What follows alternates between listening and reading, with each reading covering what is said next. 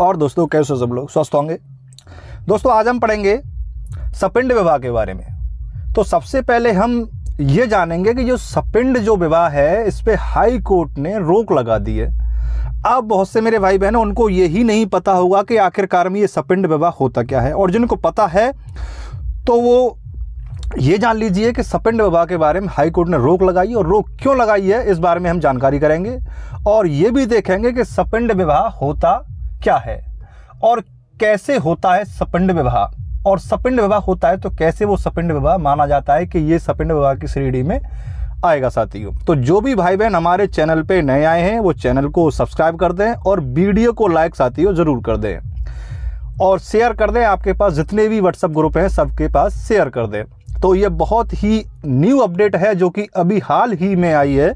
High court ने सपिंड विवाह पर बैन कर दिया है। देखिए सपिंड विवाह आखिरकार में होता क्या है और कब ये सपिंड विवाह माना जाता है, कब ये सपिंड विवाह की श्रेणी में आता है। स्टार्ट करते हैं आज का धमाकेदार सेशन और न्यू अपडेट हाई कोर्ट की तरफ से। बने रहिएगा क्लास में और कहीं मत जाइएगा। देखिए दोस्तों, सपिंड विवाह पर हाई कोर्ट ने लगाई रोक। जी हाँ, हिंदू विवाह कानून के तहत सपिंड संबंध निषिद्ध है, यानी हिंदू विवाह के तहत सपिंड विवाह अब वैलिड नहीं होगा। सपिंड विवाह पे हाई कोर्ट ने अभी हाल ही में रोक लगा दी है, जो कि पहले जारी थी, लेकिन हाई कोर्ट में अभी हाल ही में इस पर रोक लगा दी। अब ये रोक क्यों लगा दी है, आखिरकार में क्या कारण है कि सपिंड विवाह पर रोक क्यों लगाई है, चलिए आगे देखते हैं। आगे और क्या कहना है। आगे कहना है, देश में संविधान बनने के बाद लोगों को कुछ मौलिक अधिकार दिए गए थे।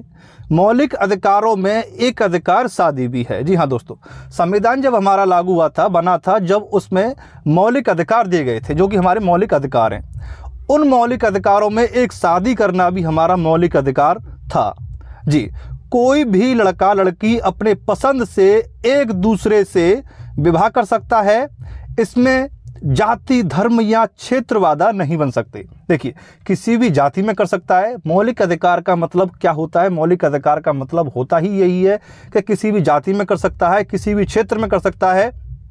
ना तो कोई क्षेत्र की बात थी, ना कोई जाति बंधन की बात थी। लेकिन देश में कुछ रिश्ते ऐसे होते हैं जिनमें शादी नहीं हो सकती है। देखिए, लेकिन जो देश में हमारे में वो कुछ ऐसे रिश्ते होते हैं कि जिनमें शादी नहीं हो सकती है। वो रिश्ते कौन से हैं आप जानती ही होंगे, और अगर नहीं जानते हो तो देख लेते हैं आगे। सपिंड विवाह कहते हैं, यानी जिनमें शादी नहीं हो सकती है उन्हें क्या कहते हैं? सपिंड विवाह की श्रेणी में उन्हें रखा गया है। अब देखिए कैसे रखा गया है और कौन से वो विवाह हैं जो सपिंड विवाह की श्रेणी में आते हैं। देखिए साथी, मौलिक अधिकार होने के बावजूद भी कपल इन रिश्तों में शादी नहीं कर सकते। यानी ये नहीं है कि हमें मौलिक अधिकार अगर दे दिए गए हैं तो हम किसी भी रिश्ते में शादी कर लें।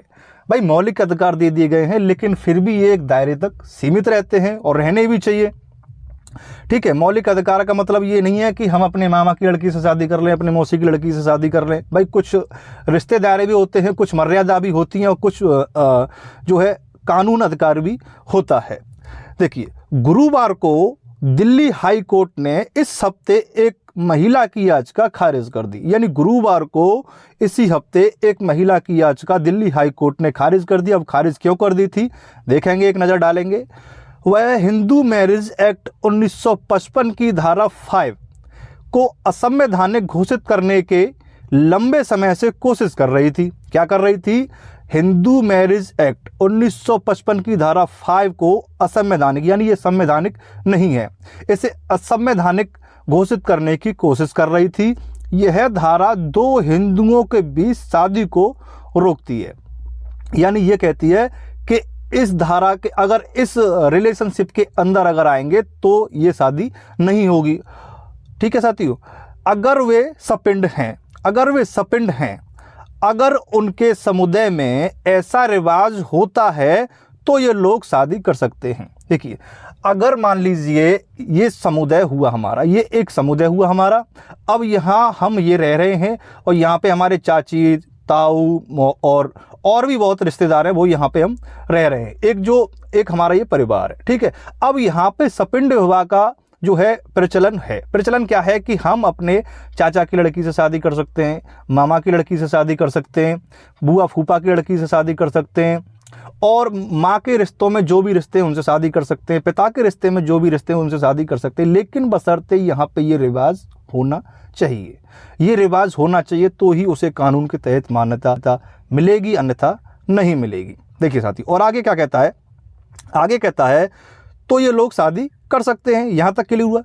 22 जनवरी को दिए अपने आदेश में, यानी 22 जनवरी को ये आदेश आया है और अपने आदेश में हाई कोर्ट ने कहा है, कोर्ट ने कहा है कि अगर शादी के लिए साथी चुनने को बिना नियमों को छोड़ दिया जाए, यानी शादी करने के लिए साथी चुनने को और नियमों को छोड़ दिया जाए तो गैर कानूनी रिश्ते को मान्यता मिल सकती है।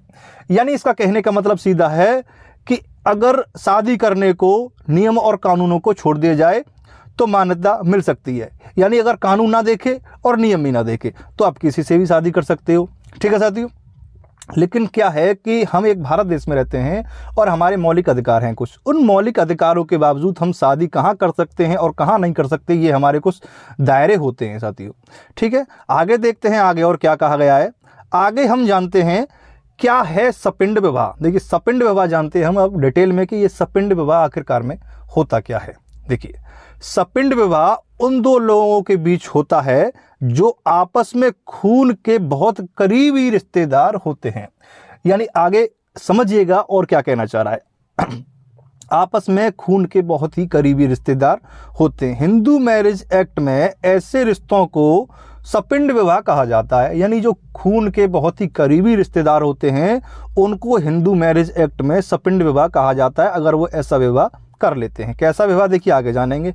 इनके तय करने के लिए एक्ट की धारा 3 में नियम दिए गए हैं।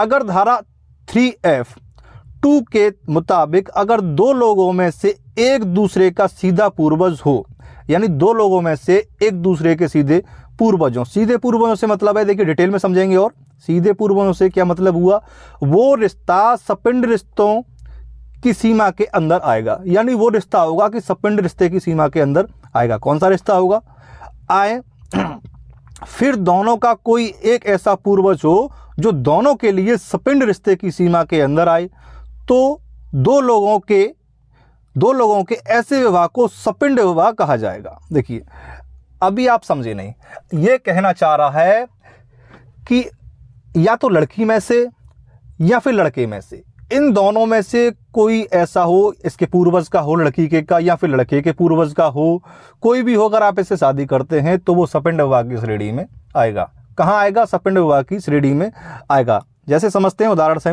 लड़का या लड़की अपनी माँ की तरफ से 3 पीढ़ियां तक किसी से शादी नहीं कर सकता या सकती। ठीक है, दोनों लड़का या लड़की, मतलब क्या हुआ इसका, अपने भाई बहन, माँ बाप, दादा दादी, इन रिश्तेदारों के रिश्तेदार जो माँ की तरफ से 3 पीढ़ियों के अंदर आते हैं। यानी इन रिश्तेदारों के रिश्तेदार जो माँ की पीढ़ियों के 3 पीढ़ियों के अंदर आते हैं, इनसे शादी नहीं कर सकते। और कानून दोनों के खिलाफ है। बाप की तरफ से ये पाबंदी 5 पीढ़ियों तक लागू होती है। देखिए अभी माँ की तरफ से हमने क्या पढ़ा कि 3 पीढ़ियों तक लागू होती है, और वहीं अगर पिता की तरफ से देखा जाए तो 5 पीढ़ियों तक ये पाबंदी लागू होती है। यानी अपने दादा, परदादा आदि जैसे दूर के पूर्वजों के रिश्तेदारों से भी शादी सकती या नहीं कर सकते साथियों। यह सब इसलिए है कि बहुत करीबी रिश्तेदारों के बीच शादी से शारीरिक और मानसिक समस्याएं पैदा हो जाती हैं। ये आपने देखा होगा, आजकल कोर्ट में बहुत ही ये केस चल रहा है कि महिलाओं के केस ज़्यादा देखे जा रहे हैं।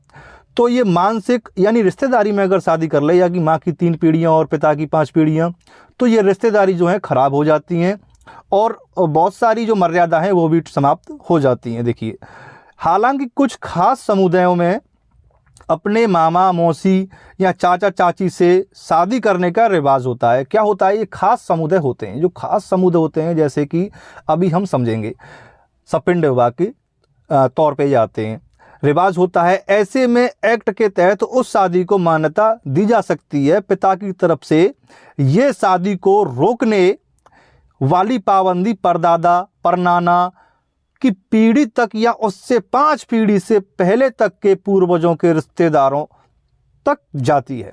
समझिए आप, देखिए आगे देखिएगा, मतलब अगर आप ऐसे किसी रिश्तेदार से शादी करते हैं जिनके साथ आपके पूर्वज 5 पीढ़ी पहले तक एक ही थे, समझे, यानी जिनके साथ आपके पूर्वज 5 पीढ़ी पहले एक ही, तो यह शादी हिंदू मैरिज एक्ट के तहत मानी नहीं जाएगी, यानी ये हिंदू मैरिज एक्ट के अंतर्गत नहीं आएगी।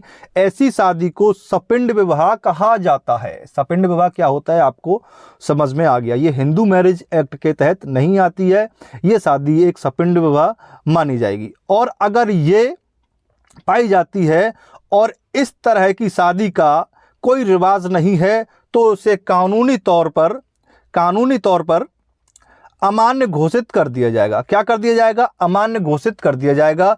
इसका मतलब है कि यह शादी शुरू से ही गलत थी और इसे कभी नहीं माना जाएगा। समझिए आप। तो ये थी सपिंड विवाह की पूरी डिटेल और सपिंड विवाह पे हाई कोर्ट की तरफ से रोक क्यों लगाई गई। तो ये थी आज की वीडियो और बहुत ही न्यू अपडेट थी। ये क्लास आपको कैसी लगी ये कमेंट बॉक्स में हमें जरूर बताइएगा और वीडियो को लाइक जरूर कीजिएगा, साथियों शेयर कीजिएगा चैनल को। आगे एक नई जानकारी लेके, एक नया कानून लेके आपके सामने फिर हाजिर होता हूं। तब तक के लिए वंदे मातरम, जय हिंद दोस्तों।